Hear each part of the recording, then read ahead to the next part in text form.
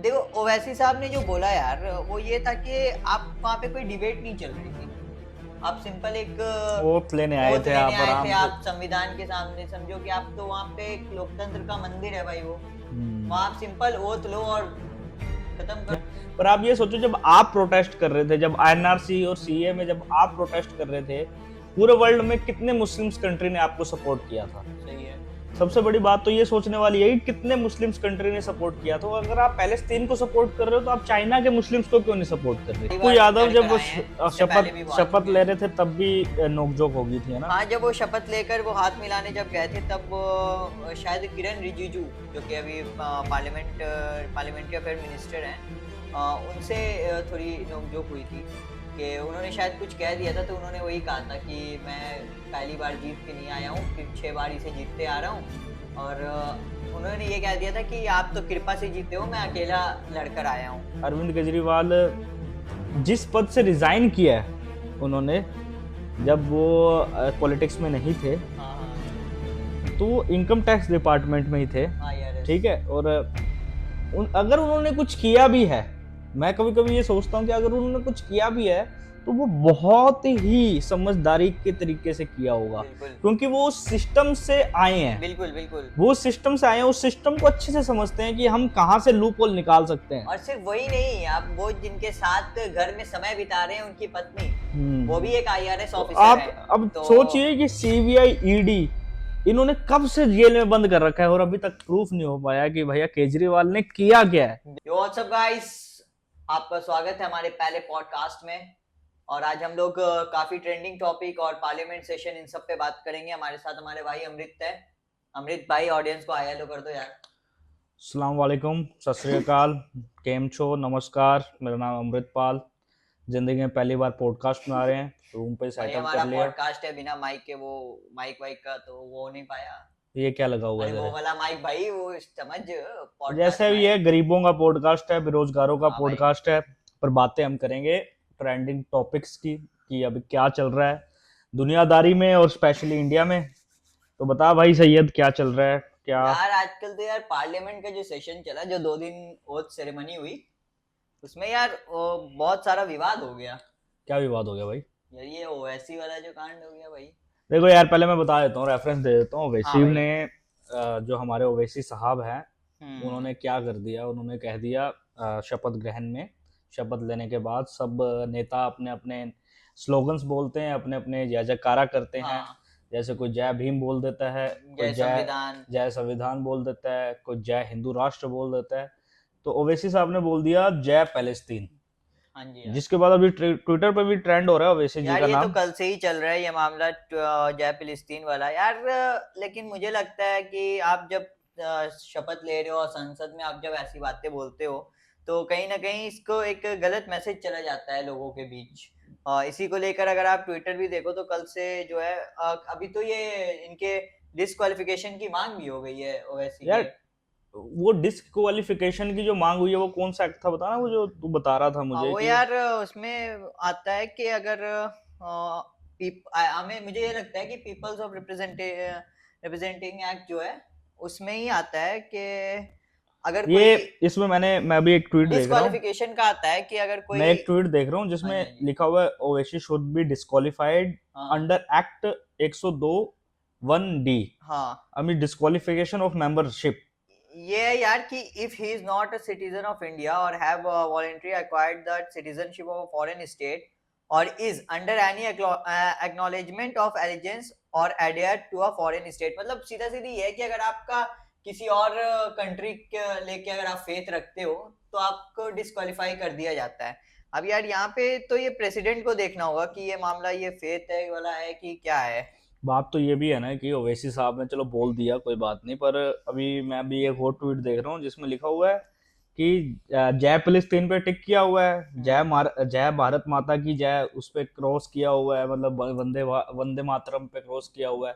मतलब हाँ उन्होंने जय फिलिस्तीन तो बोल दिया, पर उन्होंने बाद में भारत माता की जय नहीं बोली। और मतलब कि कोई भी यार उन्होंने जय हिंद जय भारत ये ये नहीं भी नहीं बोला। बोला, तो ये थोड़ा सा ना चीजें ऐसी हैं जो लोगों को हिट कर जाती हैं अरे कि बात आप बताऊं क्या है, देखो मैं हमेशा जब भी मेरे मुस्लिम दोस्त मिलते हैं और फ़लस्तीन की जब भी बात छिड़ती है तो मैं उनसे यही कहता हूँ कि यार पैलेस्तीन का इशू आप उठाते हो, मैंने तो बहुत सारे दोस्त ऐसे भी देखे हैं कि जो भाई रेस्टोरेंट्स में जाते हैं, कहते हैं भाई ये तो इसराइल को सपोर्ट कर रहे हैं, बॉयकॉट वाला जो बॉयकॉट वाला सीन सीन चल चलता रहा है। था, पर हाँ। मेरा कहना ये है कि यार देखो, आप उठा रहे हो ये बात, कोई दिक्कत नहीं है, पर आप ये सोचो जब आप प्रोटेस्ट कर रहे थे, जब एनआरसी और सीए में जब आप प्रोटेस्ट कर रहे थे, पूरे वर्ल्ड में कितने मुस्लिम्स कंट्री ने आपको सपोर्ट किया था। सही है।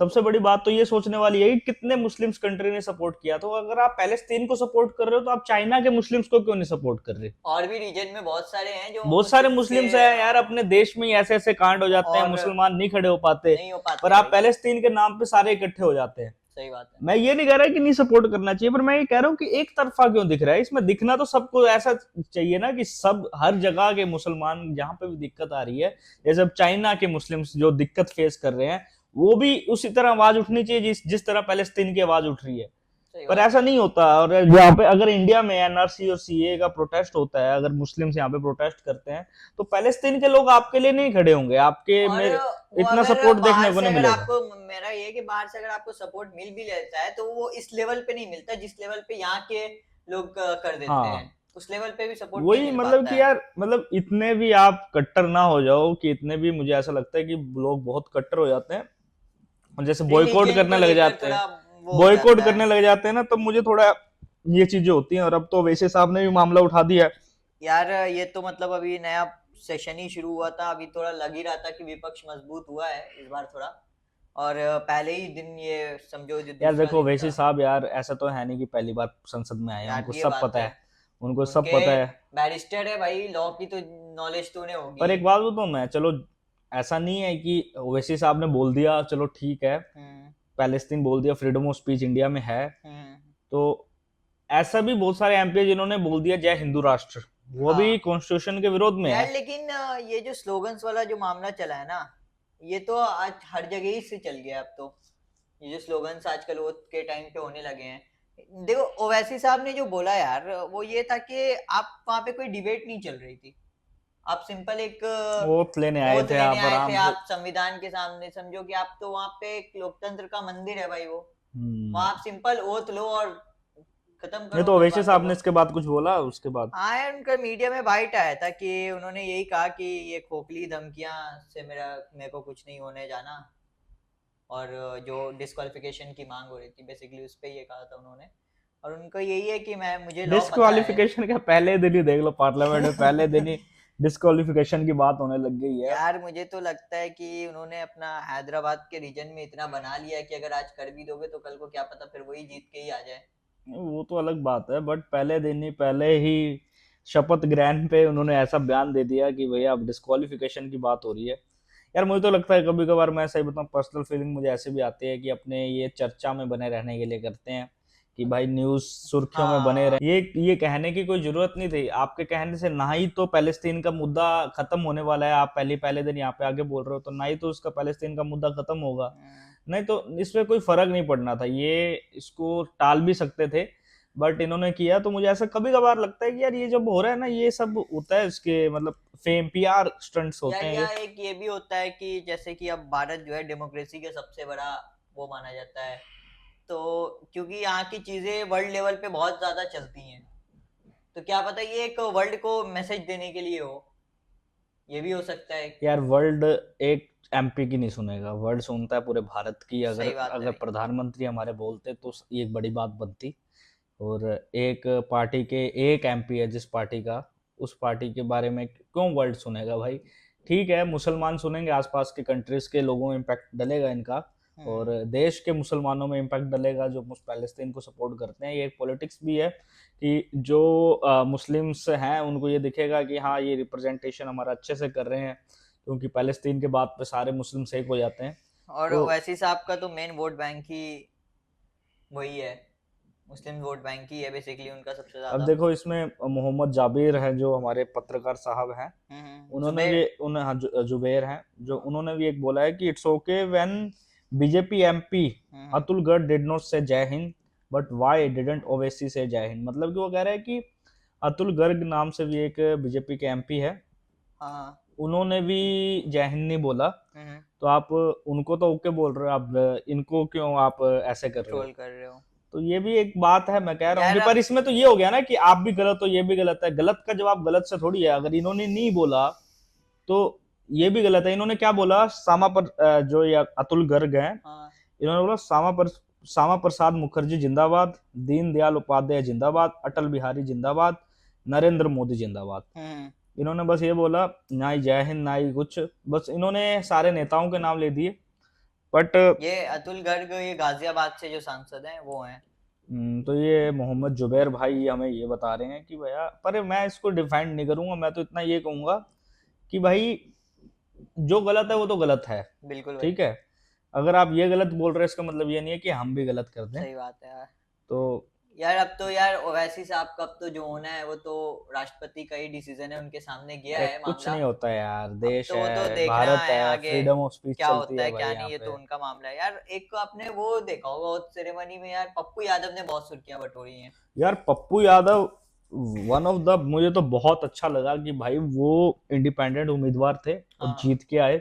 उन्होंने दिखा दिया कि भाई उनकी जो लोकसभा की जो जगह, क्या कहाँ से आए हैं, पूर्णिया से आए पूर्णिया, हैं ना, एक बार मैं पूर्णिया बता देता हूँ कि पप्पू यादव जो है वो है तो कांग्रेस में, अभी हाल ही में उन्होंने अपने पार्टी का विलय कांग्रेस में किया है। और लेकिन वो क्योंकि आरजेडी के खाते में वो टिकट थी पूर्णिया की, तो वो इंडिपेंडेंट लड़े थे वहां से चुनाव, और काफी अच्छे मार्जिन से जीत के वो आए हैं। और आरजेडी की जो उम्मीदवार थी उनको उन्होंने थर्ड पोजीशन पे कर दिया। तो पप्पू यादव का कहीं ना कहीं एक अच्छा वोट बैंक देखने को मिला वहां पे। और ऐसा नहीं कि पप्पू यादव पहली पप्पू बार यादव लड़ जब कर वो आए हैं, इससे शपथ पहले भी वो आ शपथ चुके ले हैं। रहे थे तब भी नोकझोंक हो गई थी, है ना। हाँ, जब वो शपथ लेकर वो हाथ मिलाने जब गए थे तब शायद किरण रिजिजू, जो कि अभी पार्लियामेंट्री अफेयर मिनिस्टर हैं, उनसे थोड़ी नोकझोंक हुई थी कि उन्होंने शायद कुछ कह दिया था। तो उन्होंने वही कहा था कि मैं पहली बार जीत के नहीं आया हूँ, 6 बार इसे जीतते आ रहा हूँ। और उन्होंने ये कह दिया था कि आप तो कृपा से जीते हो, मैं अकेला लड़कर आया हूँ। तो ये बात कहीं ना कहीं है कि वो किसी पार्टी से नहीं तो है। यार और एक ये कॉन्फिडेंस तो दिख ही रहा है कि पप्पू हाँ यादव अगर संसद में आए हैं और उन्होंने टी शर्ट भी रीनीट हैशटैग रीनीट हाँ, की डाल दी। रीनीट हैशटैग रीनीट मतलब बहुत मुझे सुर्खियां पप्पू यादव बटोरी। को सबसे अच्छी बात ये लगी कि पहले दिन ही, शपथ ग्रहण समारोह के दिन ही, उन्होंने ना अपने मुद्दे उठाने शुरू कर दिए हैं। जो बिल्कुल। विपक्ष की कमी हमें 2 साल से, दो बार से हमें नहीं दिख रही थी, विपक्ष नहीं दिख रहा था, वो आज हमें एक पहली बार। कहीं ना कहीं ऑपोजिशन का एब्सेंस जो है वो पार्लियामेंट में दिखता था।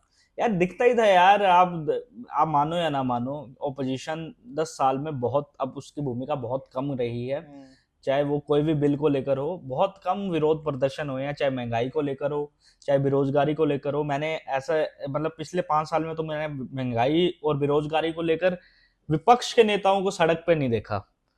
ठीक है, किसी टाइम पे जेपी नारायण के आंदोलन होते थे वो इसी तो मुद्दे पे, और बिल्कुल इंदिरा भाई, गांधी की सरकार ये गिरा दी थी। इमरजेंसी का आज दिन भी है जब हम हाँ, बातें कर रहे हैं, ये इंदिरा पॉडकास्ट कर इंदिरा रहे हैं। गांधी की सरकार जेपी नारायण के ये आंदोलन से गिरी थी। और वो आंदोलन किस बेस पे हुआ था? महंगाई के बेस पे हुआ था, महंगाई, महंगाई आ रही थी। बेरोजगारी। और तब के नेता उस महंगाई के मुद्दे को इतना अहमियत रखते थे। तो हम यही कह रहे थे कि यार इन्फ्लेशन का जो मुद्दा था पिछले 5 साल में नहीं उठा इतना जितना।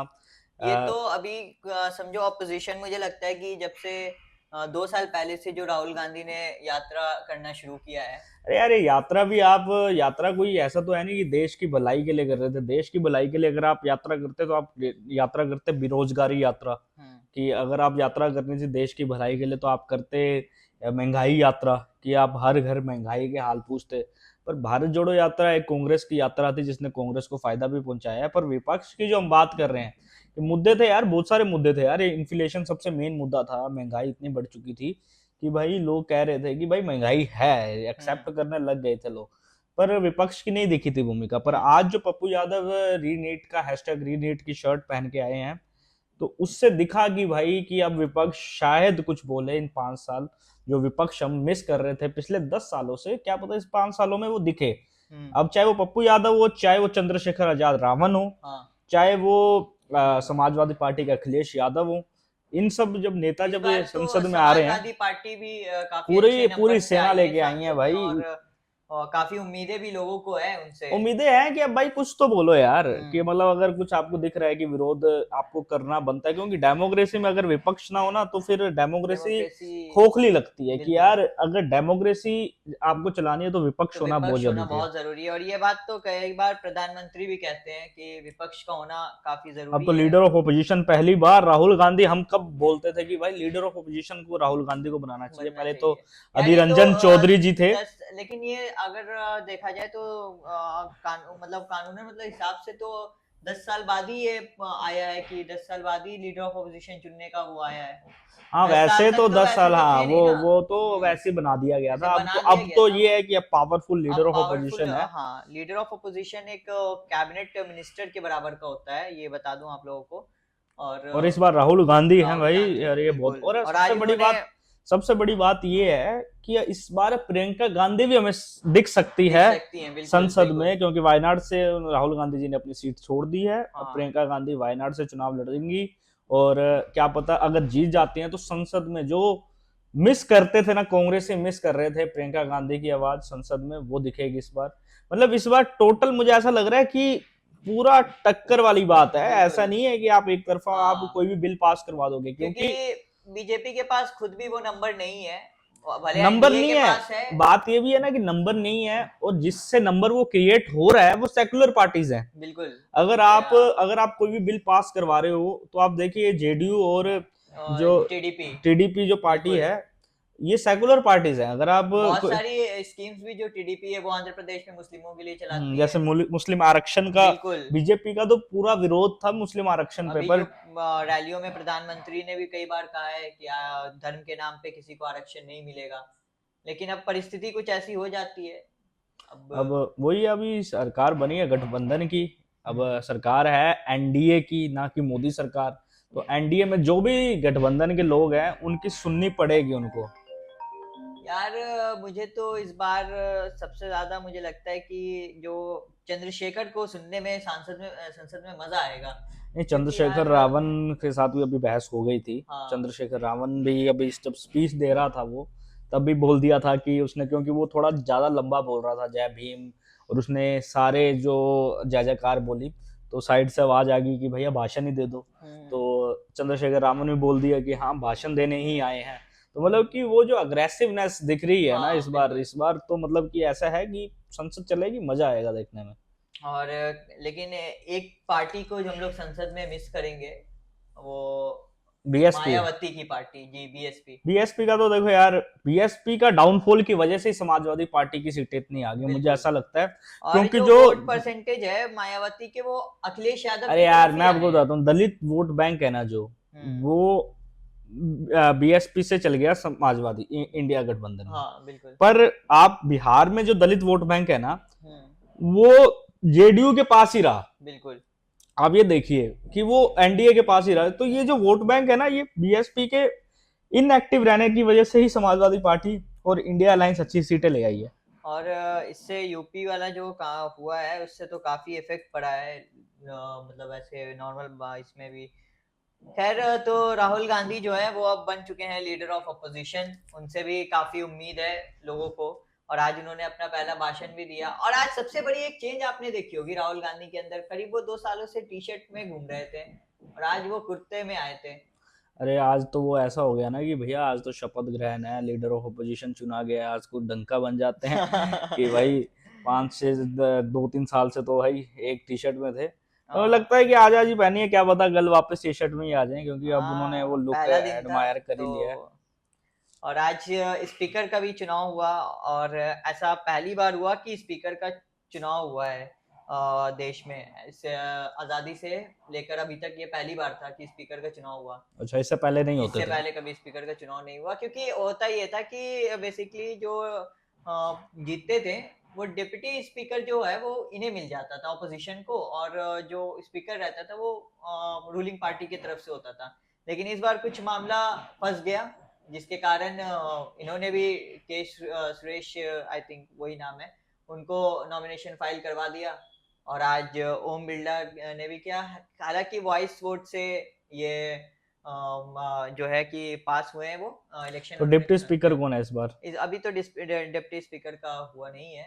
इसके लिए तो हमें थोड़ा और मतलब अभी इंतजार करना पड़ेगा, क्योंकि ये बीजेपी है, एनडीए है, इतना जल्दी ये अपने पत्ते खोलती नहीं है। अगर आपको याद हो कि कैबिनेट का कितने लास्ट लास्ट तक हमें पता चला था कि कौन सा पद किसको मिलने पर वाला यार है। कैबिनेट में भी यार वही कैबिनेट रख दी है, पर मुझे हाँ लगा था कि जेडीयू और जो टीडीपी है इसको हाँ हाँ, अच्छी जगह बिल्कुल। देंगे, पर मुझे तो वही ये है भी लगा था कि शायद स्पीकर का पद इन इनको दोनों पार्टियों इनमें। में से किसी को मिल सकता पर है। वही है ओम बिरला, वही मुझे तो लग रहा है कि इन्होंने है ना चेंज के बदले वही रिपीट करने का रिपीट सोचा है करने का सोचा है, हाँ। कि मेन अपने जो सारे पद थे वो तो सेम ही है, अब स्पीकर साहब भी सेम ही है। और ये स्पीकर साहब का आप देखोगे इनसे दिक्कत बहुत आई थी ओपोजिशन को कि बिल्कुल, डिस्क्वालिफिकेशन भी हुए थे। और राहुल गांधी तो कहते थे कि भैया हमारा माइक ऑफ कर देते हैं, और आज भी उन्होंने बोला कि आज भी प्लीज उन्होंने माइक ना बोला ऑफ है। कीजिए। हाँ बाकी स्पीकर तो यार देखो ओम बिरला, बस सबसे बड़ी बात मोदी साहब ने आज बोला कि भाई स्पीकर चुन के आना, मतलब जनता के द्वारा चुन के आना दूसरी बार,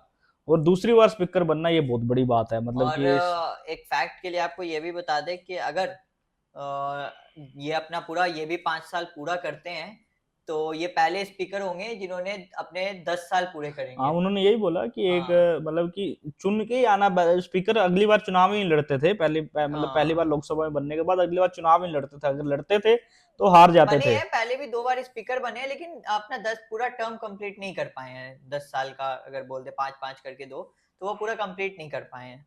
तो ये कि है कि ओम बिरला जी कोटा से जो सांसद हैं हाँ। ये बन चुके हैं दूसरी बार स्पीकर, हम्म। और देखते हैं, ये अखिलेश यादव ने भी अच्छा रोस्ट किया था हाँ, अखिलेश यादव का वीडियो भी खूब वायरल भी हुआ है आज ट्विटर पे, उन्होंने जो रोस्ट जो किया है। बधाई दी उन्होंने। हम्म।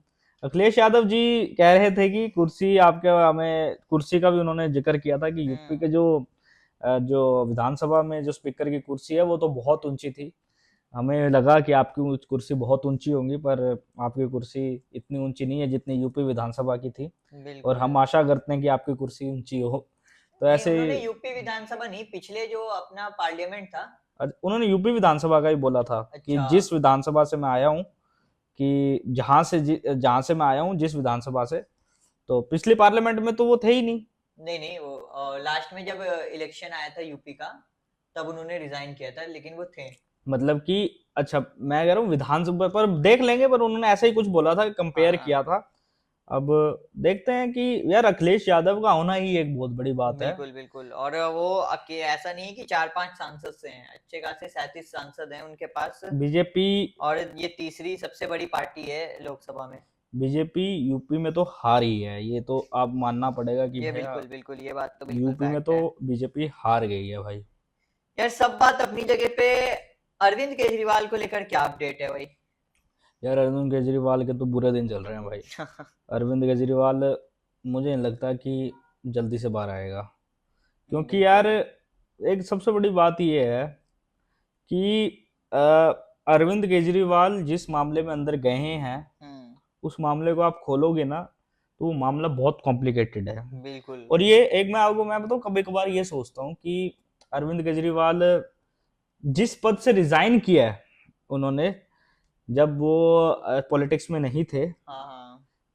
तो वो इनकम टैक्स डिपार्टमेंट में ही थे। IRS। ठीक है, और अगर उन्होंने कुछ किया भी है, मैं कभी कभी ये सोचता हूँ कि अगर उन्होंने कुछ किया भी है तो वो बहुत ही समझदारी के तरीके से किया होगा, बिल्कुल क्योंकि वो उस सिस्टम से आए हैं, बिल्कुल बिल्कुल। वो सिस्टम से आए हैं, उस सिस्टम को अच्छे से समझते हैं कि हम कहाँ से लूप होल निकाल सकते हैं। और सिर्फ वही नहीं, आप वो जिनके साथ घर में समय बिता रहे हैं उनकी पत्नी, वो भी हम्म। एक IRS तो ऑफिसर आप है। अब तो सोचिए कि सीबीआई ईडी इन्होंने कब से जेल में बंद कर रखा है और अभी तक प्रूफ नहीं हो पाया कि भैया केजरीवाल ने किया क्या है। बिल्कुल। और अब तो विधानसभा चुनाव भी आ रहे हैं दिल्ली के, और हाँ, मुझे आई एक जमानत मिली थी, लेकिन और फिर उस पे स्टे लग गया। पर सीबीआई आ गई बीच में, अब अब तो सीबीआई। सीबीआई ने अरेस्ट कर लिया केजरीवाल को।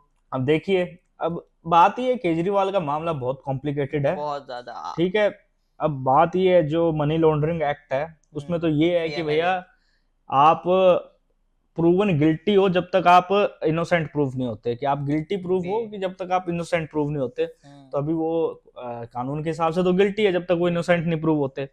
पर अब देखना भाई, मुझे बताऊं ऐसा भी लगता है कि यार कि जब आपके पास कोई प्रूफ ही नहीं है, हम्म। जब आपके पास कुछ नहीं है, तो इतना टाइम नेता को अंदर रखना एक ना गलत संदेश देके जाता है। मनीष सिसोदिया भी काफी टाइम हो गया उन्हें भी अंदर हुए हुए, सत्येंद्र जैन। ये लोग काफी टाइम हो गया इन लोगों को अंदर हुए हुए। पर वही मुझे कभी कभार ऐसा लगता है कि यार ये एक गलत मैसेज देता है कि मतलब कि बिना प्रूफ के, बिना इतना बड़ा कोई एविडेंस नहीं है जिससे आप ये प्रूफ कर पाओ कि ये चीज हुई है। अभी भी आप दिल्ली की जनता से पूछोगे ना कि भैया क्या हुआ है, उनको नहीं पता कि भैया हुआ मामला क्या है भाई। कि उनको ये पता है कि केजरीवाल जी जेल में है, और उनको ये पता है कि शराब घोटाला हुआ था कोई। उनको ये नहीं पता कि भैया पूरा घोटाला क्या है, क्या है? कैसे लॉन्ड्रिंग की गई, कैसे वो क्या सीन है, वो किसी क्योंकि को ही ये नहीं बात पता। अभी खुल के पूरी सामने भी नहीं आई है कि मामला पूरा कहाँ से कैसे क्या हुआ है। वही है, और तो ये बात थोड़ी सी लगती है कि भैया तो अरविंद केजरीवाल को इतना टाइम अंदर रखना ना, एक वो भी है कि बिना एविडेंस के वो अंदर है यार। देखो वो कहीं भागने तो वाले हैं नहीं कि मुख्यमंत्री है कहाँ चल जाएंगे, बस बिल्कुल। उनका ये है कि एविडेंस ना मिटा दे। अब बात ये है, अब एविडेंस का जो भी ईडी कार्रवाई कर रही है उसका तो अलग सीन है, बट मुझे ऐसा लगता है कि इतना टाइम अंदर रखना ना एक क्योंकि गलत उन्होंने संदेश अभी तक देता अपने पोस्ट से रिजाइन भी नहीं किया है है। वो मुख्यमंत्री हैं और वो और अभी भी मुख्यमंत्री मुख्यमंत्री हैं।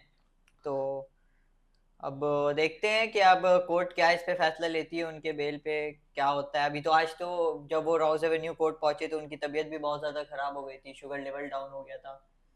तो कहीं ना कहीं हेल्थ भी एक इशू आ रहा है उनको लेकर। बाकी आज जो है पार्लियामेंट अब कल जो फिर से शुरू होगा राष्ट्रपति के अभिभाषण के बाद। और फिर देखते हैं, एक अभी तक डिप्टी स्पीकर भी जो है वो भी नहीं हुआ है। अब देखते हैं कि क्या ये ऑपोजिशन के पास जाता है या फिर बीजेपी अपने किसी अलायंस में से किसी को बना सकती है क्या। नहीं, वो तो अब देखो यार, बीजेपी क्योंकि गठबंधन की सरकार है, कुछ भी हो सकता है भाई। कि भाई ऑपोजिशन के पास भी जा सकता है अगर ऑपोजिशन मांग उठाए।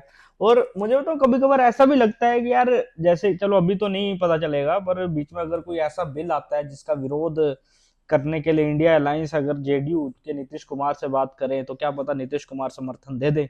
और बिल्कुल। नीतीश कुमार और टीडीपी समर्थन दे देती है तो बिल कैसे पास होगा। और ये ऐसा तो ही, फिर वही हो जाएगा कि अल्पमत में आ जाएगी सरकार हाँ फिर फिर। तो अब ये आप ये सोचिए कि क्योंकि दोनों सेकुलर पार्टी है, विचारधारा के हैं बिल्कुल और बिल्कुल। कांग्रेस की विचारधारा भी सेकुलर है।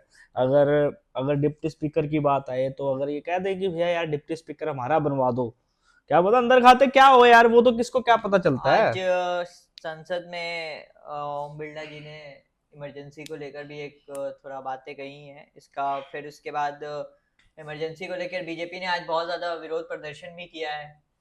और फिर अखिलेश यादव की अगर बात करें तो उन्होंने बताया कि बीजेपी जो है इसको ले रही, खींच रही है इन बातों को, इमरजेंसी को, इमरजेंसी के तो बातों को इमरजेंसी यार। तो देश को हमेशा याद ही रखेगी। पर बिल्कुल आप ये सोचिए कि इमरजेंसी के टाइम पे भी नेता थे, बिल्कुल। जेपी नारायण जैसे नेता थे जो आंदोलन लड़ रहे थे, और जिन्होंने इमरजेंसी के टाइम आंदोलन लड़ा और इंदिरा गांधी को, सरकार को हटा फेंका।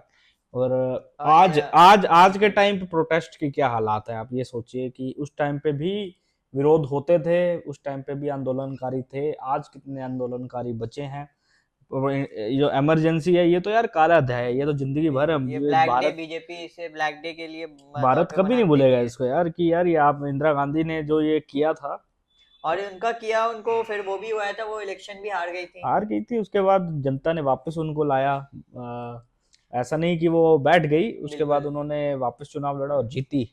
सबसे बड़ी बात ये है, और यही तो भारत का खासियत है कि भैया जनता ऐसा नहीं है कि आपको एक बार हरा दिया तो हरा ही दिया। अगर आप जनता के बीच में रहोगे तो वापिस आपको जनता बुला लेगी, और उसी संसद में उसी सीट पे आप बैठे होंगे। अखिलेश यादव ने आज बेसिकली इमरजेंसी पे कहा है कि पीछे मुड़कर कितना देखें। तो कहीं ना कहीं ये दिखाता है कि वो अब पूरी तरीके से जो है कांग्रेस के साथ हैं। तो वो तो साथ रहेंगे यार, उनको कांग्रेस आने ने। वाला जो इलेक्शन अगर यूपी का है तो क्या हम फिर से देखो साथ देख यार, सकते हैं। कांग्रेस के पास यूपी में इतना कुछ नहीं है, बिल्कुल ठीक है।